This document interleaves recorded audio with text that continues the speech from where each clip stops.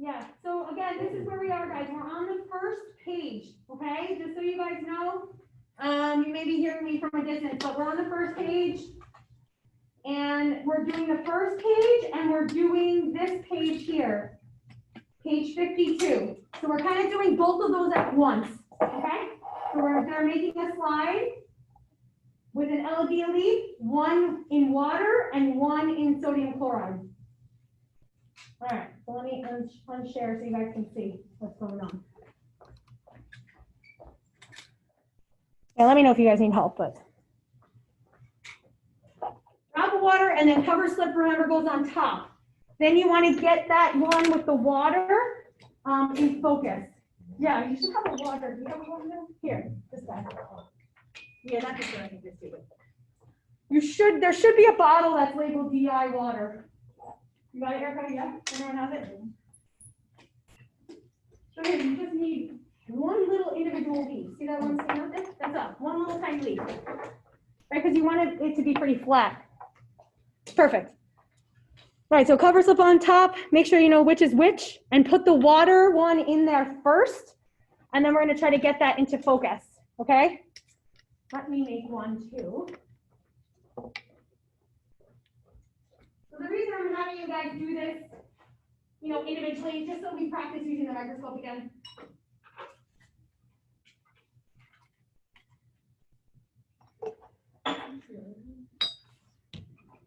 You guys all right? Yeah.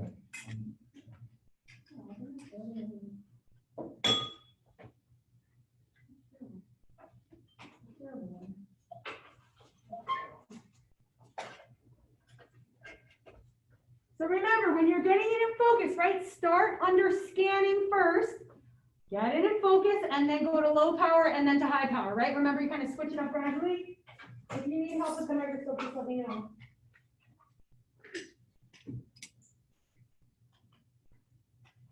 You got it? Yeah.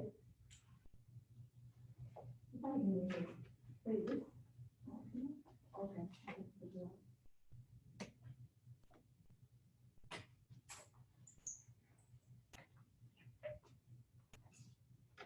Yeah, so pull that back, yep, you got it, and then slide it. Slide it all the way back in the corner there.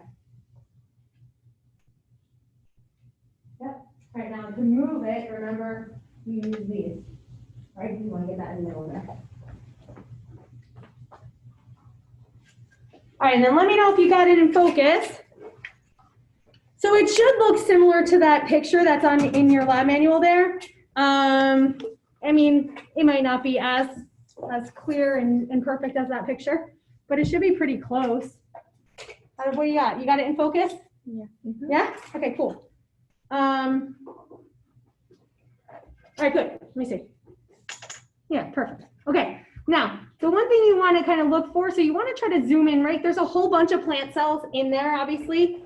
And what you guys are looking at in your, on your picture in your lab manual, right, is zooming in kind of on one of those. And if you guys look at that picture, or you kind of look at the questions, what do they ask you down there? What's that first question? Number 6? Yeah, number 6. Can you locate the nucleus? Can you locate the nucleus? So kind of look through and see if you can. Now, it may be kind of hard to see it, but just do the best you can and see if you see that, okay? See if you see the nucleus. I don't know, I'm doing my work.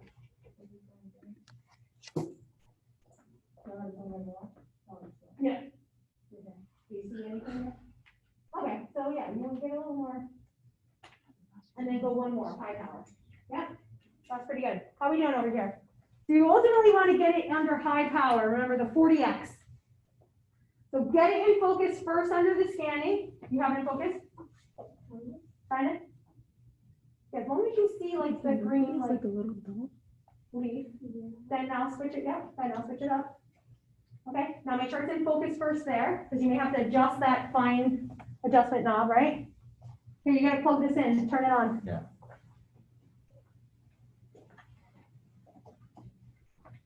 So for that first question, you guys look around, do you really see a nucleus? No, right? So it's hard to see the nucleus. Why? What are you seeing? Like, what are all those things that are in that picture there, or that you guys see under the microscope? Chloroplast. Yeah, chloroplast. Well, there is a whole bunch of cells, but if you zoom in on one cell, inside that one cell, you see a whole bunch of chloroplasts, okay? So because you have all those chloroplasts, it's hard to find the nucleus. So your answer to number 6 is probably no, right? All right. Now what do you got? So we're talking about number, what does it ask you next? Why can't you see the other organelles featured in figure 4.3? Okay, so if you look at, what's that, figure 4.3? 4.4. Oh. All right, well, okay, so we'll modify the question. Why can't you see like other plant cell organelles, right? Like if you think about that diagram, that's what it's referring to. Remember you guys did, you labeled the plant cell diagram, right? It has all these different organelles. Mm-hmm. Why do you think you can't see all those organelles and you only see the chloroplasts? Jot down an answer for that. There's no right or wrong answer. What do you got? You got it in focus there? Yeah. All right, cool. Right, so we're trying to answer number 7. You probably weren't able to see the nucleus. If you were, it's just like a kind of like a shaded kind of gray. One second, I'm gonna get this in focus here. And then I'll let this go too.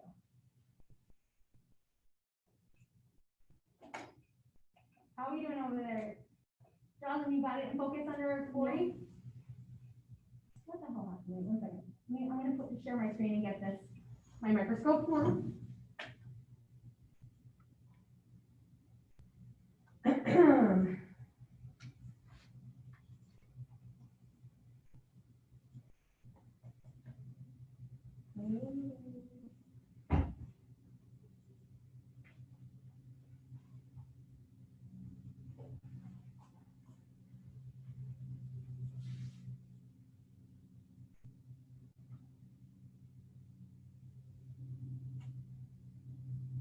All right, so if you guys look up on the screen, turn these on. Right, you guys see that? So you can see this, right? This is an individual cell, right? Individual cell. Now, it's not crisp because you still do have some cells kind of stacked one on top of one another, but all those little things inside, right? Like say inside here, what are those? Tell us again what those are? Chloroplasts. Chloroplasts, okay? Now, this leaf is in water, right? You guys all agree? Okay, Yeah. all right, so let's, wait 1 second, we'll hold off on that. What'd you put for number 7? I said we can't see all the other organelles due to we only having a tiny portion of the plant. Well, think about this though. We're talking about the organelles inside one individual cell. Do you agree that you can see the whole cell there, right? Yeah. So what do you think is a better reason as to why we can't see those organelles? What do you think? Maybe Go it has ahead. to be closer. Okay, you're getting the right track. So they're too small, right? So this microscope is not strong enough to see those smaller organelles. That's all. That's all it is, right? So we can see the chloroplasts because they're big. Okay? Yeah? All right. So now we're going to focus on those chloroplasts. Okay? What does it ask you next? Can you detect movement of chloroplasts in the cell? Okay. So do you think you see those chloroplasts moving? Do you look into your microscope? Did you get in focus? No. I don't see anything Okay. moving. Here, you got to turn the light on. You see it moving? Nobody? No? Sometimes you will kind of see it moving. Do you think it's the actual, what do you think is actually moving when we say moving? All right, so here, so this is in focus. Now you want to go up to this one, get it in focus, and then to the 40x. Okay?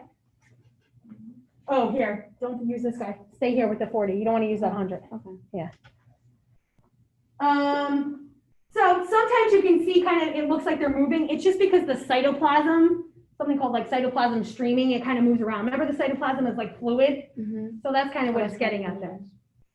All right, now, the other thing we want to talk about, which pertains to this lab, is essentially osmosis, right? So what's osmosis? Who can define osmosis?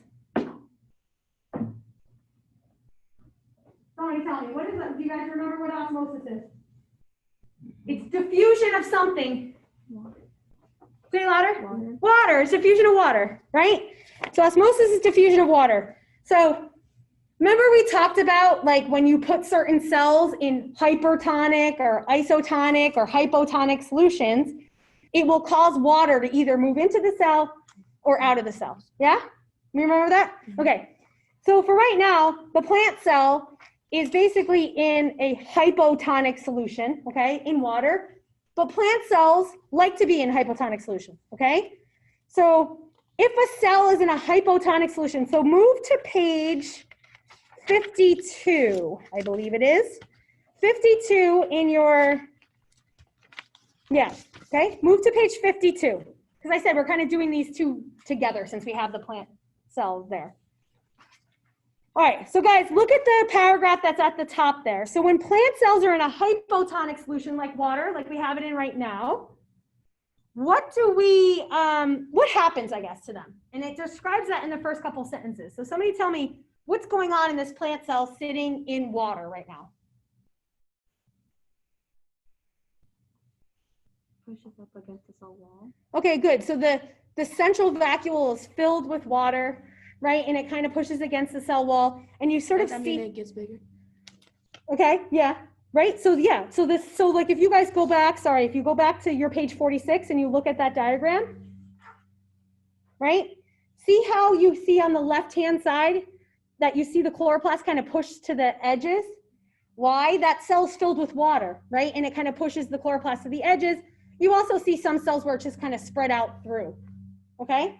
That's kind of what that's showing you in panel B, all right? But bottom line is when this plant cell is in water, okay, it exhibits something called turgor pressure, meaning that water that's in the central vacuole pushes against the cell wall, right?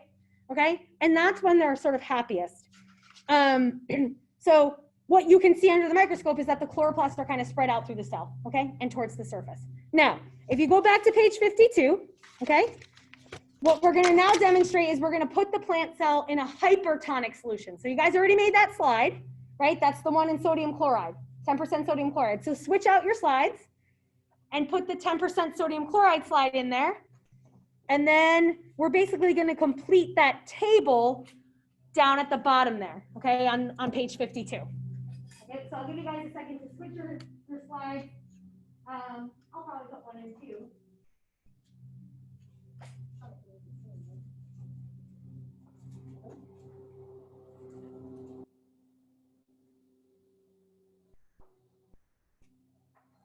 10% sodium chloride.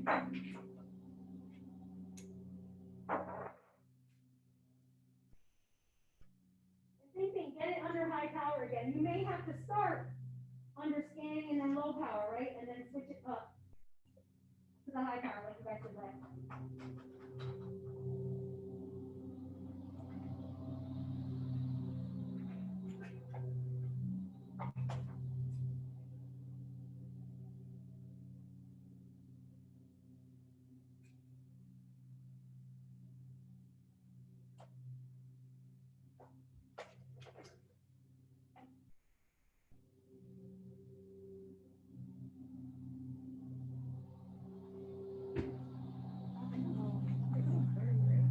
Yeah, it's like a white background, right?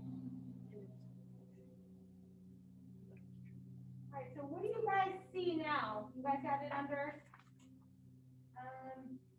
focus there? Now, not all the cells are going to kind of look the same, right? So, I don't think it's right. does it look different? Very different. Yeah. It looks like I just see like a white background with really, really tiny, Okay. you know. Okay, so like you only see kind of like a squish, kind of like green part, kind of in the middle? Mine looks like. Does it kind of look like that picture that's there? Nope. It looks like, yeah, it looks like this. All right. Okay. Yeah. So what you should have noticed though is that like you start. So if you guys look up at my screen, right? You guys see how you can kind of see some of these kind of like squished in towards the middle, kind of like pulling away from the edges, right? Like here, kind of like squished in the center. And if you look at your picture on page 52, you see that it looks like that, right? Again, maybe not every single cell is going to look like that just because we only dropped the sodium chloride kind of on top of that leaf, right? But for you guys, one of the important things is I want you to be able to get that in focus under 40x, okay? Because we're practicing using the microscope too. So if you need help, let me know. You got it, Erica? So it should look similar kind of to what I have on my screen there once you get it focused. You lost it? All right, so if you lose it, the best thing to do is to go back. Correct. Maybe here, you may have to go all the way back to scanning and get it in focus, and then switch up gradually. Okay? You got it? Yeah. Oh yeah, yours is super light.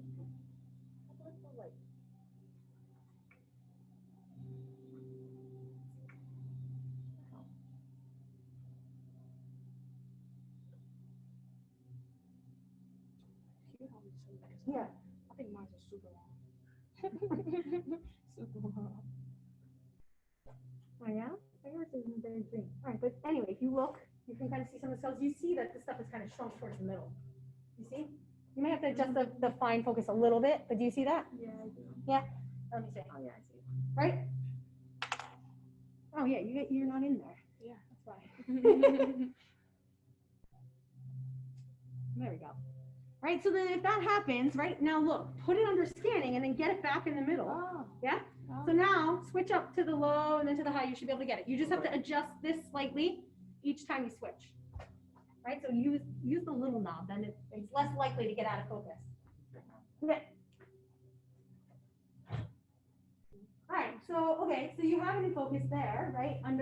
That's under the lowest power, under scanning, right? So now you're gonna switch to this one, look in there, and then just turn this knob so you get it clear, okay? Once you have it clear under there, then you're gonna switch to the next one, to the blue one, okay? You got it though, it was in focus there. Yeah, let me see. When I tell you, I see like a white screen with really, really tiny dots. I'm like, this cannot be right. All right, so yours, I think it's like a little, fold it over. Yeah, that's fine. All right, so let's try to get to a part where it's like a thinner layer.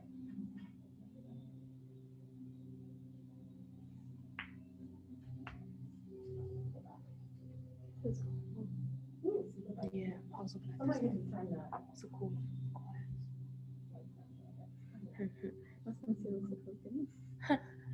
Okay, so now where it is now, You know what I'm thinking of? switch it, so it's in focus, right? Then switch it to the low power to the yellow, get it in focus, and then switch it back to the blue. You should be able to do it.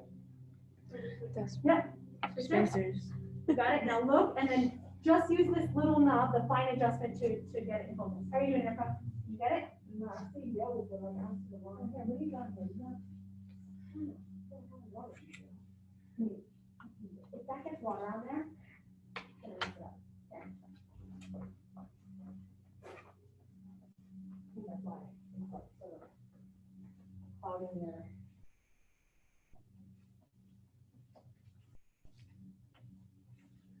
Go ahead, close that. Oh, they really wave back. Oh, I was waving, they was waving back. I like that. all right, see if you can get it now. You should be kind of in the middle there. Now, do you see the green in there? You see the leaf in there or no? No. All right. Now, yeah, move it and then get it in focus there, then switch to your higher power.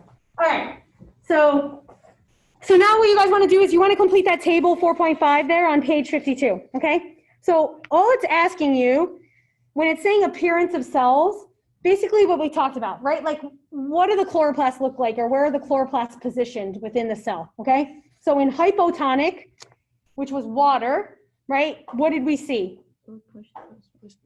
Good. The chloroplasts were pushed to the outside of the cell or against the cell wall. Perfect. And then it's asking you what the scientific term is, okay? So we want to add that in there. Is that it or not? Oh, here. She said page 52. Yeah.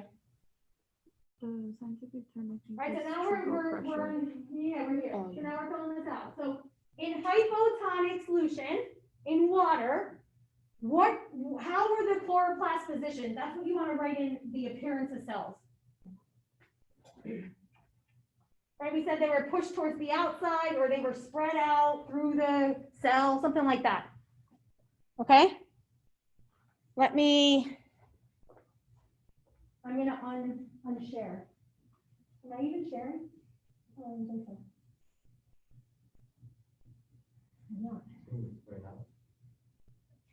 guys look here, that's what I see under my microscope. So you can see this is in 10% sodium chloride.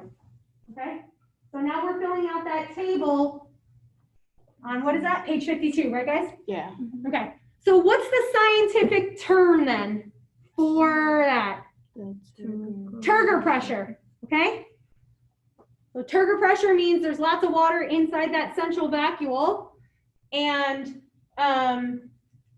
right, because of the plant cell being in that hypotonic environment. All right, so now let's fill that out for the next one. So for the hypertonic, I said that they were clumped together. okay, good. They're clumped together, right? The chloroplasts are clumped together kind of in the center of the cell. And you guys can sort of see that from my slide that's on the screen there, right? Okay, and what's the scientific term for that, guys? Plasmolysis. Yeah, plasmolysis. So again, when the plant cell is in a hypertonic solution, what happens to the water? So why does what we see happen? Because the water, it loses the water. Good, it loses the water. The water gets drawn out of the cell essentially, right? Mm-hmm. And so what you're seeing there now, that means there's no water in the central vacuole and everything kind of shrivels up, right?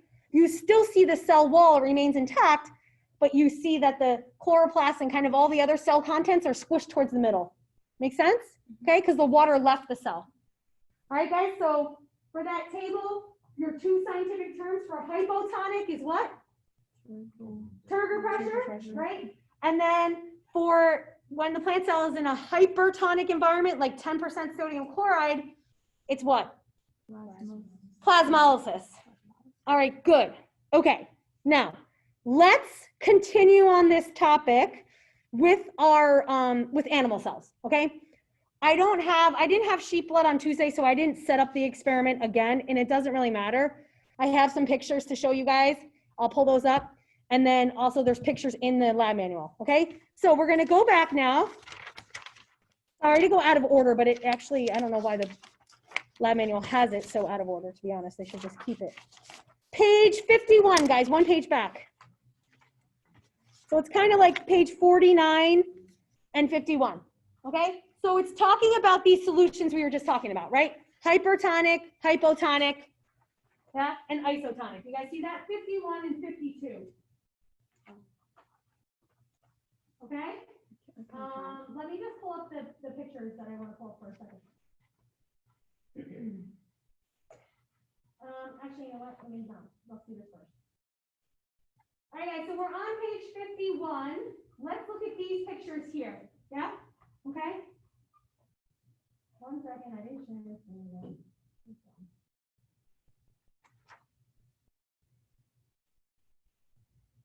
That's not it's here. Okay, right, so we're gonna look at those pictures there. Okay, guys? And we talked about this, I think, in class. So now these are animal cells, right? So I, again, usually we'll do, if you look at the experiment down there, below those pictures, that's with sheep blood, right? So it's red blood cells, animal red blood cells, okay? So what happens to the red blood cells when they're in those different solutions, right? So I believe on the lab practical, I usually will use these pictures or pictures like that to say, all right, if you look at this cell, tell me what type of solution it's in, right? Based on the appearance. Does that make sense, right? So if you guys look at A there, okay, it says it's in an isotonic solution. So red blood cells, right, animal cells are happiest in an isotonic solution, which means there's no net movement of water in any one direction, right? Okay, so they maintain their disc-like shape. That's the shape of red blood cells. Now, if you look at B, somebody tell me why the red blood cell looks like that in the hypertonic solution. It lost its water, right? Because water is going out of the cell, so it shrivels up, right? Perfect. Somebody else tell me why in picture C, in that hypotonic solution, the cell looks the way it does. The gain of water. Gain of water, right? Water is going into the cell, good. So gain of water causes the cell to swell, right? And ultimately it could end up bursting, okay? In either situation, the red blood cell is not going to be able to function properly, not going to be able to carry oxygen around, right? Hemoglobin's not going to be able to be bound to it. So it creates obviously a problem, okay? All right, so now if you guys look down below that, oh wait, one other thing. Let's look at the two scientific terms that are in that paragraph, okay? So when the cell shrivels up, the animal cell shrivels up, what do we call that? What's the name, what's the term for that? Crenation. In the plant cell, what was the term that we used when it shriveled up? Remember the plant cell, when it was shriveled up? What was it called?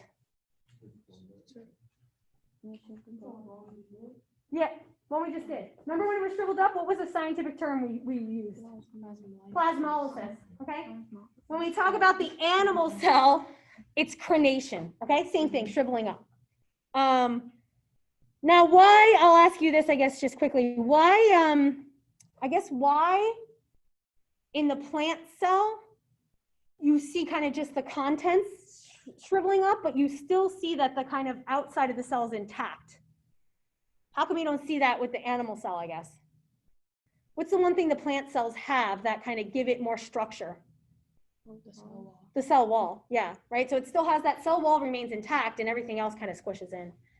All right, then what do you call for that picture C, right? What's the scientific term for that when it's swelling? Say it louder. Hemolysis. Hemolysis. Okay, so just be aware of those terms, yeah?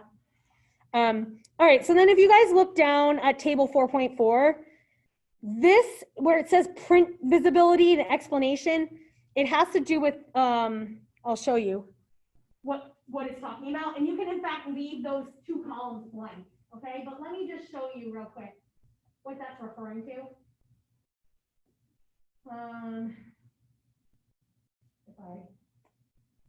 Let's see if you actually see that.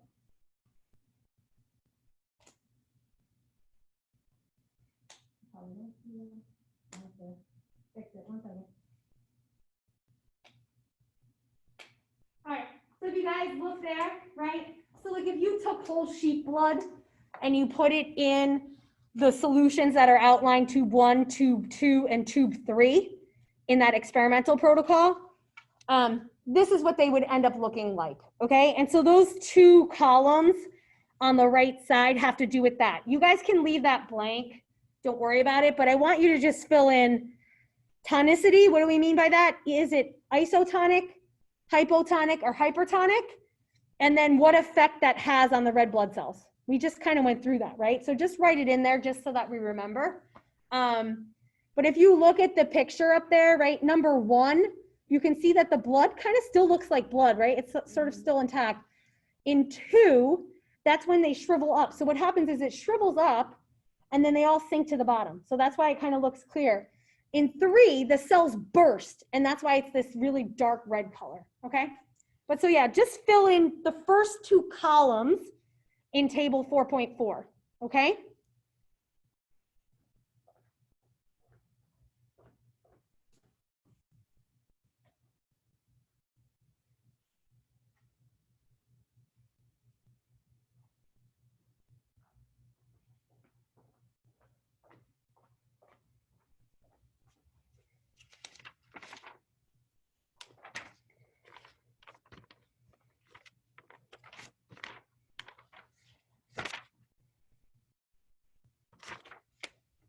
Oh, what the hell did I do? I mixed up my...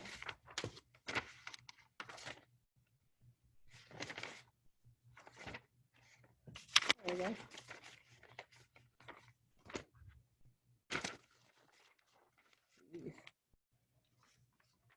All right, so you guys have, you're all right with that, filling out that table? Anyone have questions about that?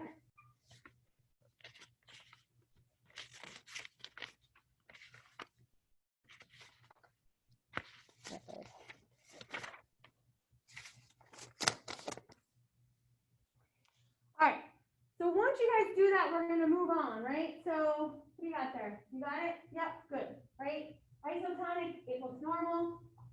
Hypertonic, what happens in hypertonic? It clumped up and it sinks. It shrivels, right? Yeah. What about in hypotonic? It bursts. Burst. Okay. All right, good. You got that, Erica? Yeah? Okay. All right. We're moving on. Okay, so now we're going to actually have to do some stuff and we're going to collect a little bit of data. So page 47. So again, sorry that we're going a little out of order, but in terms of logistically, it makes more sense to do it the way we did.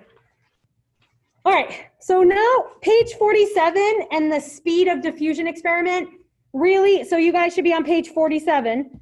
We're gonna do this experiment, okay? And this is just diffusion in general, right? So when we talk about diffusion, what? We have molecules that move from high concentration to low, okay? Go ahead. You have a question? No? What page did you say we were on? 47. Okay, so we're gonna do solute diffusion through a semi-solid, through a liquid, and then through air. And we're just gonna do this together as a group, okay, guys? All right. Now for the semi-solid, so for the semi-solid and the liquid, it's essentially dye molecules that we're gonna measure the distance that they travel in a given amount of time, okay? So if you guys look on page 48, you'll see there's a table there. So we're gonna sort of be answering the questions on page 47 as we go and then putting the stuff in the table, okay? That table, okay, is essentially your assignment. You're just gonna we're basically gonna complete the table together. For the mini lab report assignment, you're basically remaking the table in a neat way in Word. You're answering the 2 questions below the table, okay? See those 2 questions about, and we're gonna talk about, you'll have the answers. And then the other thing you're doing for the mini lab report assignment is completing the questions on page 56, the lab review questions, okay? So like I said, most of it's gonna be done by the time you walk out of here today. If you wanna sit here and do the lab review questions, you can. Otherwise, you could just do that on your own, okay? So the assignment on Moodle that says mini lab report, you're making it in Word. You're gonna make this table that we're gonna complete now. You're gonna answer the 2 questions below it. And you're also gonna have the answers to the lab review questions in your Word document that you're gonna submit, okay? Yes, I'm just gonna look at them. I just told you to put your names on it just so I can record who's here, but you'll take those packets home with you. Yep, and then you'll just do the lab report from there, okay? All right, so we're gonna start doing this. So we'll go in order, okay? So semi-solid, we should already have something set up.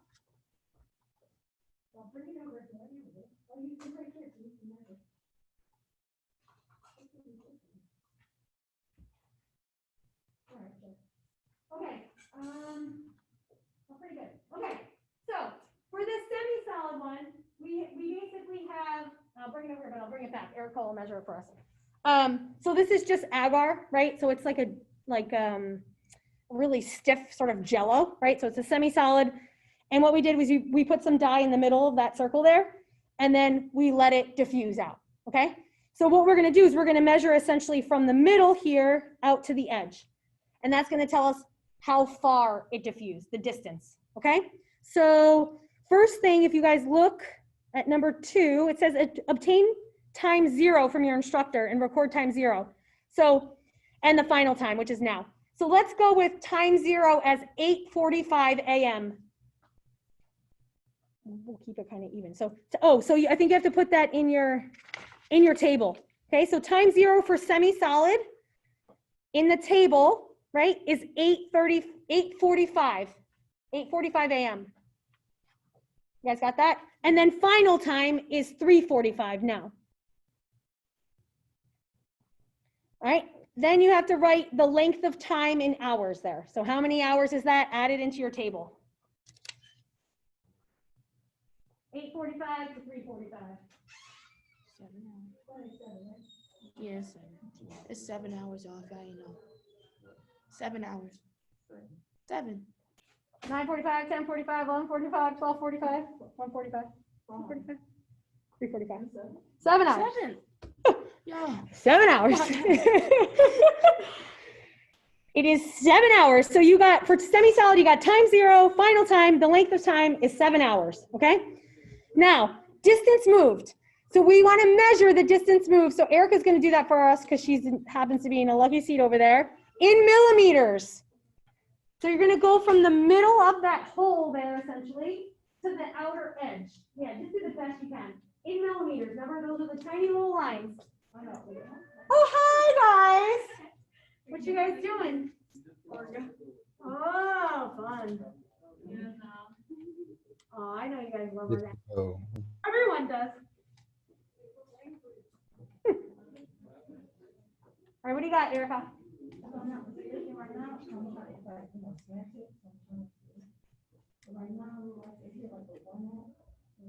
Okay, so yeah, so it looks like it's probably like,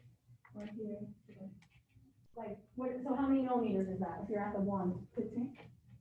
Or why are you at the 1.5 or you're at the 1? So this, like right here. And it'll be, okay, so if it's in between 1 and 2, then yes, it would be 15, but if you're right at the 1, no, it was like right here. All right, so what do you think that is then? Like 16. So if you were saying it's 1, so one of these big ones, this is a centimeter, right? 1 centimeter is equal to how many millimeters? How many 100. lines in there? 100. 1 centimeter, how many millimeters in 1 centimeter? 1,000. Not how many centimeters in a meter, right? 1,000. 10. Oh. 10, right? Count those little lines, 10. Yeah? Yeah. You can kind of see. So it's 10 millimeters in 1 centimeter. So 10 millimeters is our measurement there. The distance, right? It asks you in millimeters. Distance moved, 10 millimeters. Okay. So now you got to do some simple math here. It asks you the speed of diffusion. We're in semi-solid speed of diffusion in millimeters per hour. So what are we going to do to determine that based on what we did? 10 divided by 7. Yep, so we got 10 millimeters divided by 7 hours, right? So somebody do that and tell us what that is. You don't have to do it by hand. You can use a calculator, I guess. Yeah, it's something like that, right? Yep. Yep, that's fine. 1.43? Yep, 1.43. Write your units in. 1.43 millimeters per hour, right? All right, that's easy. Yeah. All right, now we're gonna do another. Now we gotta do the one in liquid. Yara? So, Yara, that's your name, right? Yeah. Can you, like, maybe drop your number or something? I could just say it to you because I don't want to type on it. what do you need? She wants my number. Okay, so 862 272 9640. Thank you. All right, so I'll let you set this up. All right, and you can just pour some. So pour water in here so that it's like, pour water so it's like halfway filled. All right, so now we're doing the speed of diffusion through liquid, okay? So it says add enough water to cover the bottom of a glass petri dish. Okay, so that's what you're doing. That's probably good. I don't know if you guys can even see, but let's move this guy out of the way. Okay, all right, cool. Now, you're gonna take a little bit of this potassium permanganate and you're just gonna kind of drop it in the center. It says with tweezers, but it's kind of like powder. So just a little bit. And then somebody press your timer for 10 minutes. As soon as you put it in there. Did you put it in there? Less? Yeah, less than that. Yep, that's probably good. All right, you ready? I'll tell you when to start the timer. Do I go? Carrie, you ready? You're gonna hit start. Who wants to hit start? Somebody ready? Sting, you ready? Okay. All right, so just tell them when you put it in there. Okay. Okay, hit start. Okay, we're not gonna have to let it go for 10 minutes. It says 10 minutes, so we'll let that go. So just leave that there. So, if you guys look, so just to set this up, right? If you guys go back to your table, for the liquid, for time 0 and final time, it doesn't matter. Just put like a line through that. The length of time is gonna be 10 minutes, but you have to convert that into hours. Okay, so let's convert 10 minutes into hours. So we know that, how many minutes are in an hour? 60, right? So it's just what, 10 divided by 60? No. 1 divided by 6 is what? 0.16. Yeah, so point what? 0.16? Okay, so 0.16 hours.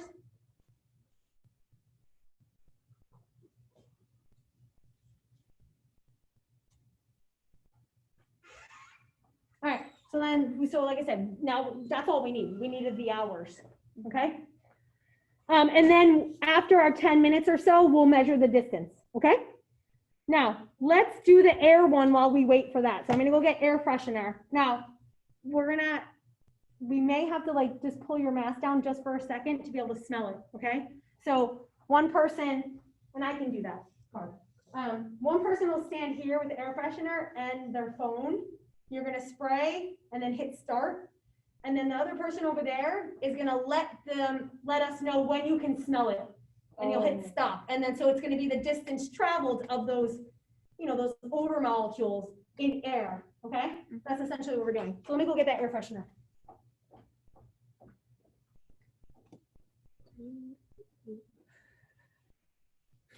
I got one way. I got one way too. It's okay. Oh, I got 2 ways.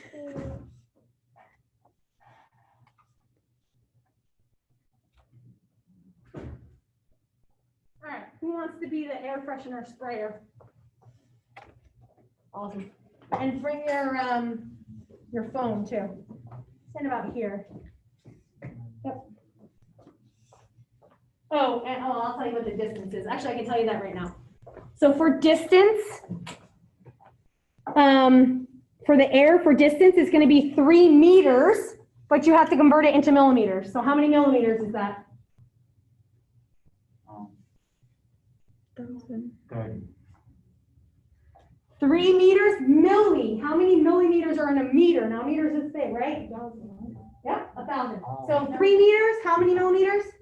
3,000. Okay, so in your table, 3,000 millimeters is the distance. All right, you want me to, does somebody want to do this part over here? Erica, you want to do it? Just stand right here. All right, so Kiara's gonna spray, and as you simultaneously spray, just hit start on your timer. And then as soon as you can smell it, you're just gonna say stop. Okay? Are you ready? Do I like keep spraying until like? Nah, just one spray. That's it. Okay. Yep. Ready? Okay.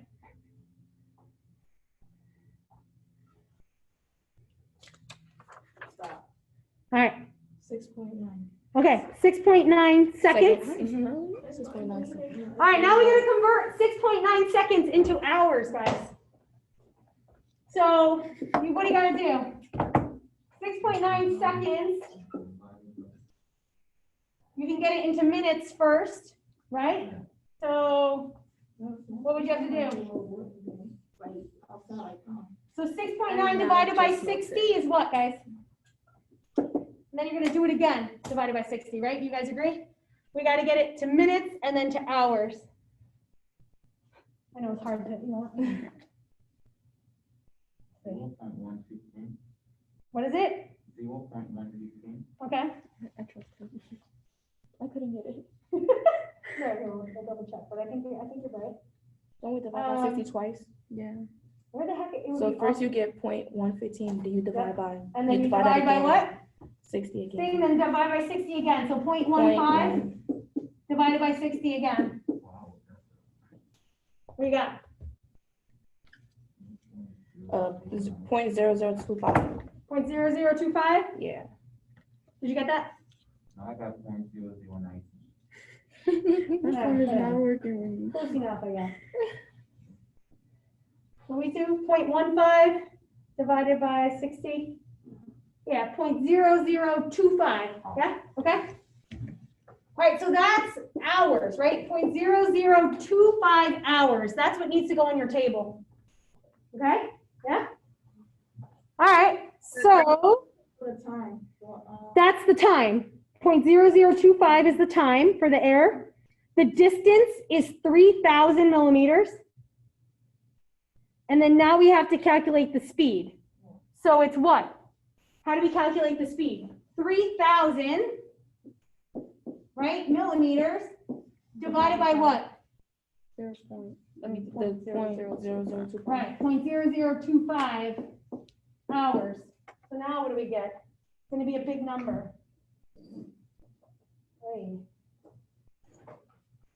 Right, so we got 3,000 divided by 0.0025. 1,200,000. 1.2 million, right? Yeah. All right, that's your answer, 1.2 million millimeters per hour. Can I spell it out instead of like writing it? What do you mean, instead of writing the zeros? Yeah. gotta spell it Sure. out. Alright. Just as long as you got the units, the millimeters per hour, okay? Okay, so now let's measure the distance. So we got that completed. Let's go back to our liquid. So just measure from, so what, obviously, it's spread all the way out, right? Who cares if it hasn't been 10 minutes yet because you can't go any further. So we're basically gonna measure from the middle out to the edge here. Oh yeah, here's a ruler right here. So in millimeters, okay? So now we're getting the liquid measurement in terms of the distance moved, right, in millimeters. Just do your best to kind of estimate. Go from the middle. There you go. You might want to just rest do this, because otherwise you have to subtract. Just hold it like that, right? And then wherever you are there. 3.5. Okay, so that's what, 3.5 centimeters, right? Yeah. Or how many millimeters? 3.5 centimeters, how many millimeters? 300. It's just 10, Yeah. just 10. 3.5, if it's just 10, we just move it one decimal place. Oh yeah, 35. 35, yeah, okay. So that's our little conversion review, because that's gonna be on the lab quiz too. So you gotta go back and remember that. All right, so what do we have? All our information for liquid now, right? Our length of time, we'll still call it 10 minutes. We did 0.16 hours, right? You guys got that already? In liquid, did we? Yeah. Yeah, right? 0.16 hours. Distance moved was what, 35 millimeters, right? Mhm. All right, now what's our speed? 35 millimeters divided by 0.16. You guys agree? Yeah.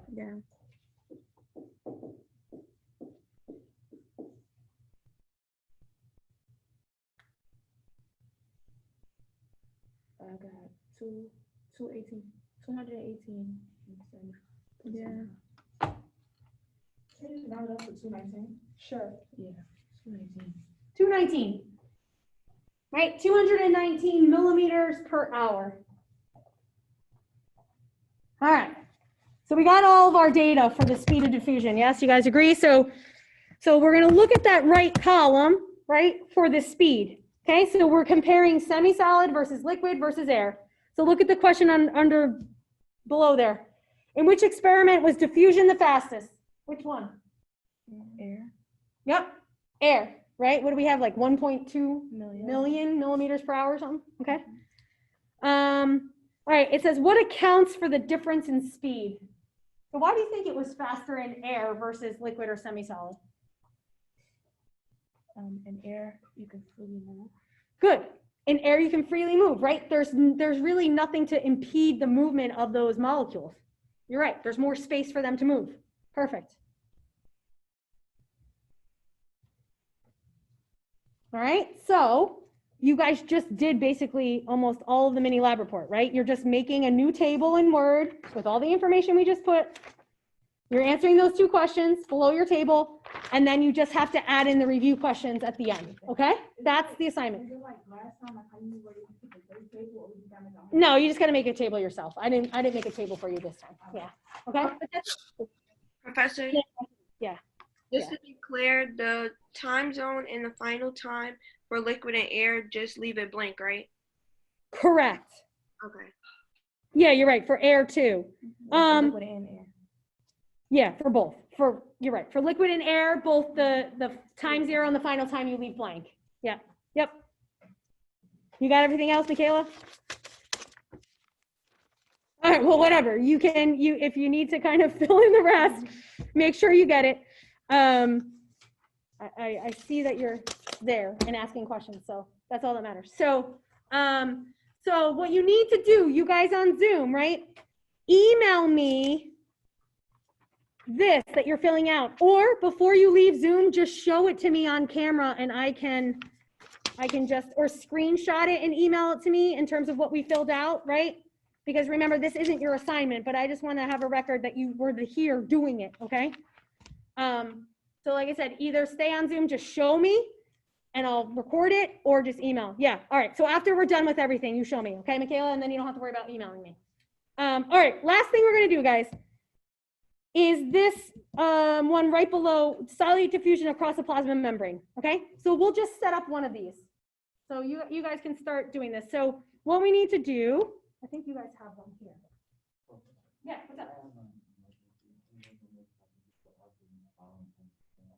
All right, I mean, yeah, we only have one more thing left to do, so just find out like what you missed. I'm recording it, so, okay? But then send me, well, I got you. Let me write that, let me write it down. It's here.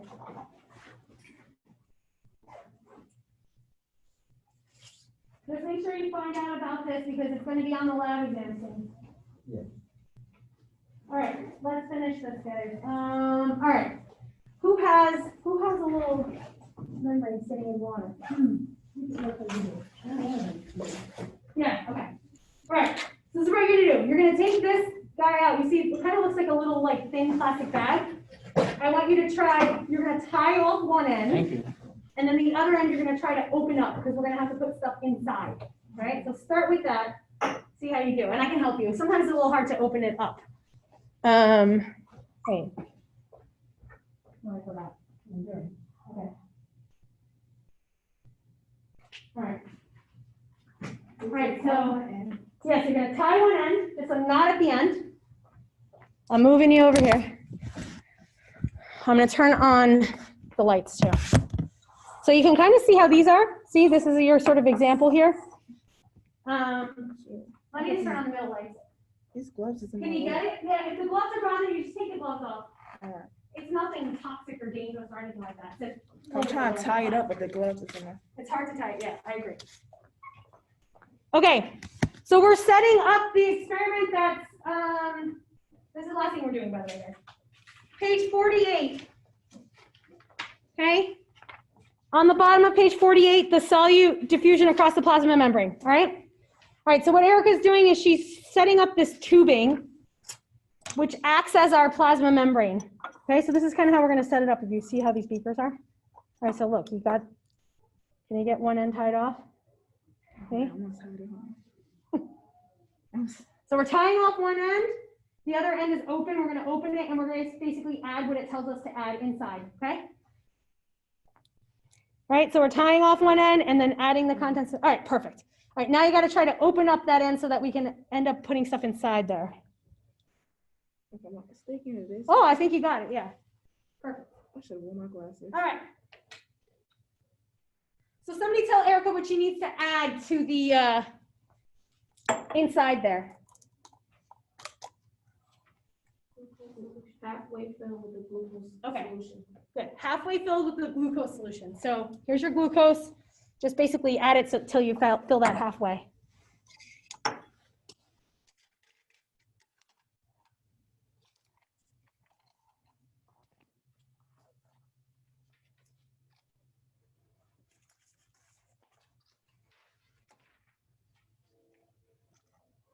Good.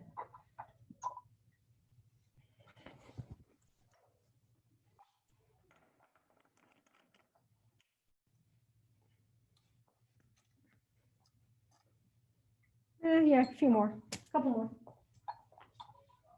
So as Erica's doing that, guys, again, this dialysis tubing, basically it looks like a plastic bag, right? But it has pores in it, so certain things can get through and other things can't, just based on size. So it simulates the plasma membrane, right? So like I said, larger molecules might be able to, larger molecules probably won't be able to cross, but smaller ones will. And so that's what we're doing. We're setting it up, right? We're putting glucose inside.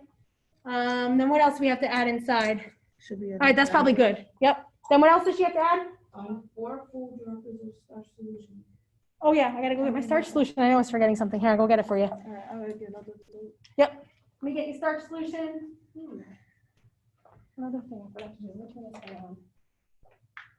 So that this is hot for us when we need it. Okay, let me get the starch. I left it in the fridge over here. Then you can, you know what, you can, while I get the starch, I think you also need to add iodine to the beaker, to the water in the beaker. You guys can do that if you want. There's iodine there. Like, she just want me to do it all. Fill the beaker with 2/3 full. Is the beaker? Oh, the beaker already got the water, right? The beaker already has water. Oh. Add droppers of iodine solution to the water. Wait, she In want all the of us to beaker do it or until just an amber, like, so you gotta drop iodine in the water until it looks like an amber color. Okay. And this? Where's You took the iodine? beaker from here. No, I'm gonna use that one. Is this iodine? That's iodine. Yep, that's iodine. You got it. Yeah, add it to this one because we'll set this up as new. So you want that water to be like pretty like dark yellow. If you don't add enough, it doesn't work as well. That's all. So you can probably do 2 more droppers and then you're good.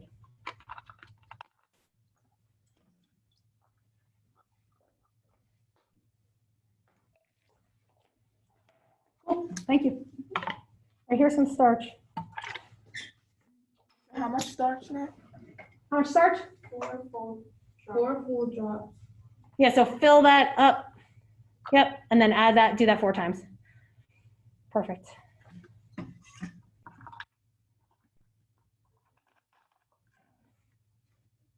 Be feeling like it's getting stuck to the plastic. It's all right, it'll go in, I think. You got it. Yep. And I'll just do it again. If a little bit's left in there, it's okay. So for that dropper, next time, go ahead, empty it, but squeeze it first, Erica, then put it in the liquid and then let go and it'll suck it up.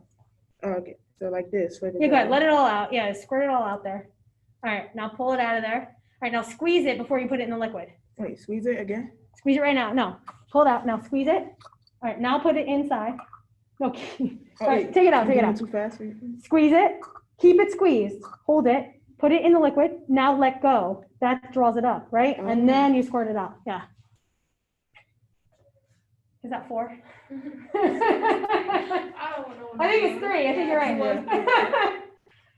We need one more if you can fit it. If not, you're fine, because I think you're doing a little extra. That's good. Yeah. All right, It's about to get full to the top. all right, so don't put it, yeah, because we want to have a little bit of overhang. All right, cool. All right, so now we're gonna put it in here. Is there anything else we need to add? We got everything, right? Okay, all right, so you're just gonna kind of rest it, put it in here so that the edge can kind of rest over. If a little spills out, it's okay, we'll fix it. All right, cool. Then you're gonna put this around it just so it kind of holds that edge. Yeah. All right. So we have to leave this for a few minutes or whatever. But let's just make sure we understand what we did first, and then we'll check it, and then we'll be done. Okay. Okay. So hopefully you guys all saw that we basically set this whole experiment up based on what's outlined on page 48, right? So what do we have inside the dialysis tubing? Inside our cell? What's inside? What'd you put inside? And the, Glucose? glucose And what else? Starch. Okay, so glucose and starch are inside. And then what's in the water outside? Well, water and iodine. and iodine. All right, good. So I told you that, larger molecules probably aren't going to be able to cross, but smaller ones might. So what we're doing is we're letting this sit, and we just want to think about what might be able to move across that membrane, essentially. So if you guys, so it says after 5 minutes, right? Note if there's a color change. So what the heck are our possibilities here? Well, think about the iodine and the starch. Remember we did the iodine test for starch? What does it change to? What color? Yeah, like dark, like dark blue, like black. So right now the starch is inside, right?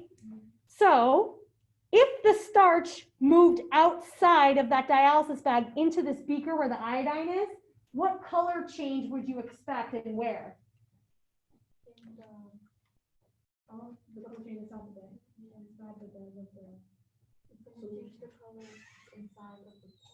the bag. Okay. All right, well, why not? So if the starch moves out, then what would happen?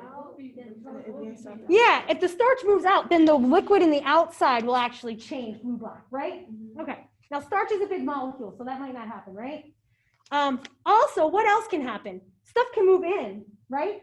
So like water can move in. We're not gonna be able to detect a color change if water moves, right? But you'll see that over time, more water might end up inside. But we won't worry about that too much. But what if the iodine moves inside? What color change do you then expect? If the iodine moves from the outside to the inside, what do you expect is gonna change? What would you see? So if the iodine comes in contact with the starch, it'll turn blue-black, right? So if the iodine moves inside the tubing, where do you think you're gonna see a blue-black color? Yeah, inside the tubing, right? If you guys look at this, so you probably don't have to wait now, right? So you guys see this is one that we set up on Tuesday. It's not too long, but what do you notice about the liquid on the, this is what I'm showing them, right? This is one that was set up since Tuesday. So it started the same way, right? So what happened here? Yeah, the iodine, right? The liquid's now clear. The iodine moved inside. And if you look inside the bag or look at the dialysis bag, it's blue-black, right? Because the iodine moved in. So based on what this looks like, right? What do you think? So what was able to cross the membrane? The iodine. Was the starch able to cross? No, because otherwise this would have ended up blue-black, right? That's basically the whole gist of this, right? The other thing that it does have you do is basically test for glucose. This is just a reminder, we don't have to do it. But remember when we did our chemical tests, right? How do we test for the presence of glucose? What do we use? You guys remember what the test is called? Begins with a B. Yeah, so which one? Benedict's, yeah. So remember we would have to boil it and then it might change like orange or green. So and that's what the one experiment or the lab manual asks you to do. Take some water from the outside and do a Benedict's test. What would that test for? Why would we do that? Why would we take water from the outside and do a Benedict's test? What do you think? What are we testing for? So it's testing for glucose, right? The presence of glucose. So if you remember how we set this up, glucose was inside. So what would we be testing for? For glucose, but to see if glucose moved from where to where? Yeah, to see if glucose could cross that membrane, right? If it moved from the inside to the outside, okay? So spoiler, it doesn't. Your glucose test will be negative. We don't have to do it, okay? You guys, we're done. So the glucose was not able to cross. The only thing based on our experiment that was able to cross was what? The iodine. Yep. Okay. So this kind of gives us a little bit of illustrating like movement across the membrane, but then also reviews those chemical tests that we had done before too. Okay. Yeah. So that's pretty much it. So you guys are finished. So let me just come over, just show me. I just want to jot down everyone's name. And then you guys take that with you because you need it to complete this part of this. Don't worry about, no, none of this goes into the lab report, this part. It's just that speed of diffusion, right? We went through it, you did it. I know we talked about it and that's all that matters. That's why the people that are on Zoom, you guys have to show me this protocol so that I know you guys went through all these things. Because the only thing that's in the lab report, remember, is just the speed of diffusion, okay? And the review questions, all right? Okay.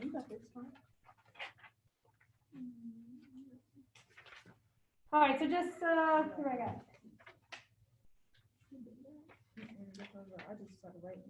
Gina, you're good, cool. I saw you guys doing it the whole time, so it's okay. Erica, got you, right? Yep. Jocelyn, you got everything too. Great, do you guys have questions about anything? Because all the things that we went over will be on the lab exam, even though you're not necessarily handing it in as an assignment. All right. Yeah, you got everything. You got everything. Here, right? Yes. Okay. All right, guys. So that's pretty much it. Like I said, the lab review questions, you know, if you wanted to sit here and do them, you can, but otherwise just do them on your own and just submit those, okay? All right. All right, guys. Thanks. Yeah, what's up? So Yeah, we throw away the pipettes for me and just close up anything that you open.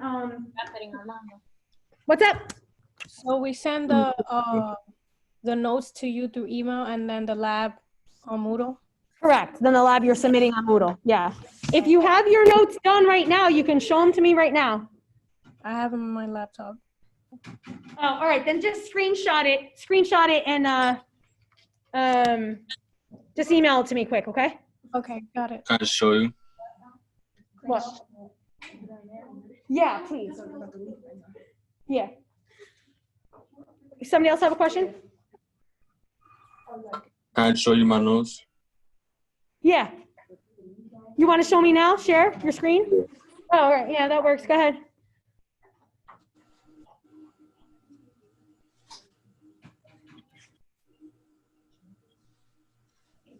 I can't really see them.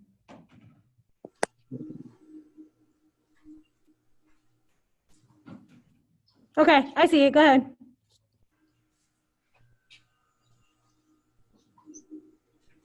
Yeah, that's, you can just drop it right in there. Perfect. All right. All right. Thank you.